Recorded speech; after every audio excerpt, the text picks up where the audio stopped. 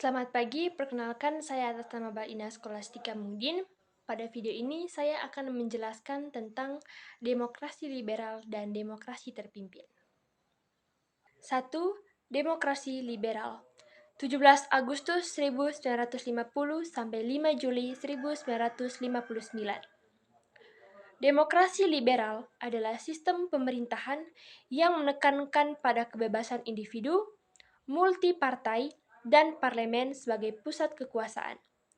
Dalam konteks Indonesia, sistem ini dijalankan setelah Indonesia kembali ke bentuk negara kesatuan pada tahun 1950. Ciri-ciri demokrasi liberal. 1. Sistem parlementer.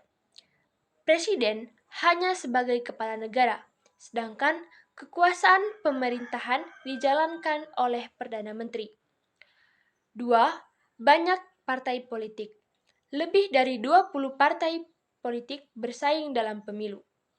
Yang ketiga, sering terjadi pergantian kabinet. Dalam 9 tahun, terjadi 7 kali pergantian kabinet. 4. Parlemen memiliki kekuasaan besar. Kelima, kebebasan berpendapat tinggi, namun kadang tidak stabil. Kelebihan dari demokrasi liberal. 1. Menumbuhkan semangat demokrasi. Yang kedua, adanya kebebasan berpolitik. Ketiga, terlaksananya pemilu 1955, pemilu demokratis pertama di Indonesia. Kekurangan dari demokrasi liberal. 1. Tidak stabil karena seringnya pergantian kabinet. Yang kedua, pemerintah pusat lemah. Ketiga, banyak konflik antar partai. Yang keempat, tidak ada program pembangunan yang berkesinambungan. Peristiwa-peristiwa penting pada masa demokrasi liberal. Pemilu 1955, memilih anggota DPR dan konstituante. Pembentukan konstituante bertugas menyusun undang-undang baru, namun gagal mencapai kesepakatan. 2. Demokrasi terpimpin. 5 Juli 1959 sampai 1965. Demokrasi terpimpin adalah sistem demokrasi yang semua keputusan dan kebijakan negara dipimpin oleh presiden. Sistem ini dimulai setelah Presiden Soekarno mengeluarkan Dekret Presiden 5 Juli 1959 yang membubarkan konstituante dan memberlakukan kembali Undang-Undang 1945. Ciri-ciri demokrasi terpimpin. 1. Presiden memegang kekuasaan besar. Yang kedua, peran militer dan partai politik dikendalikan. Yang ketiga, sentralisasi kekuasaan di tangan presiden. Yang keempat, munculnya nasakom, nasionalisme, agama, komunisme sebagai dasar negara. Yang kelima, terbatasnya kebebasan berpendapat. Kelebihan dari demokrasi terpimpin itu yang pertama, pemerintahan lebih stabil karena tidak sering berganti.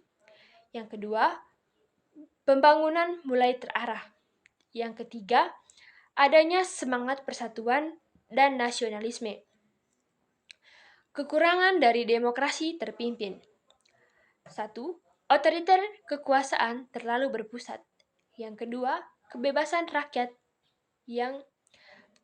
rakyat dibatasi. Yang ketiga, pengaruh PKI semakin kuat. Yang keempat, tidak ada oposisi yang kuat dalam pemerintahan. Peristiwa penting yang terjadi pada masa demokrasi terpimpin. Dekret Presiden 5 Juli 1959, pembentukan MPRS dan DPAS, konfrontasi dengan Malaysia, G3OS atau PKI 1965 yang menandai akhir masa demokrasi terpimpin. Fakta penting dalam masa demokrasi liberal dan demokrasi terpimpin. Yang pertama, fakta penting dalam masa demokrasi liberal. 1. Indonesia kembali menjadi negara kesatuan Republik Indonesia sejak 17 Agustus 1950, setelah bubarnya Republik Indonesia Serikat. Kedua, sistem pemerintahan parlementer dijalankan, artinya presiden hanya simbol negara, sedangkan kekuasaan eksklusif ada di tangan Perdana Menteri. Yang ketiga, sering terjadi pergantian kabinet karena tidak stabilnya koalisi partai. Total ada 7 kabinet dalam 9 tahun. Yang keempat, terdapat lebih dari 20 partai politik sehingga sulit mencapai konsekuens dalam pemerintahan. Yang kelima, pemilu pertama Indonesia dijalankan pada tahun 1955 untuk memilih anggota DPR. Yang keenam, konstitusi gagal menyusun undang-undang baru karena perbedaan ideologi di antara anggota.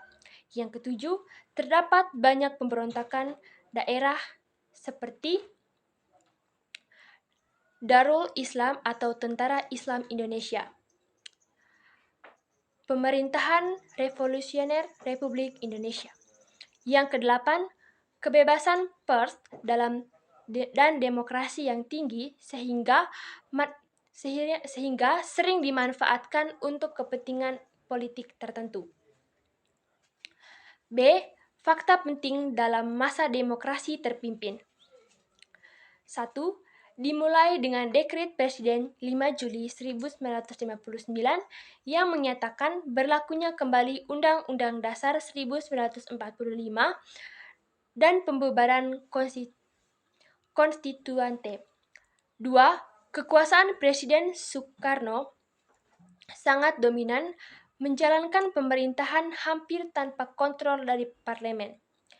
Yang ketiga, muncul konsep Nasakom, nasionalis, agama, komunis, untuk menyatukan kekuatan nasional tetapi menyebabkan PKI makin berpengaruh.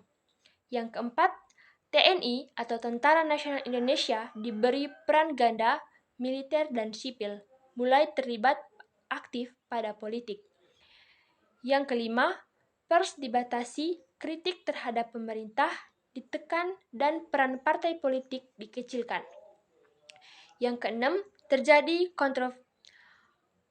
konfrontasi Indonesia dan Malaysia pada tahun 1963 sampai 1966, menolak pembentukan Federasi Malaysia karena dianggap proyek dekolonialisme Inggris.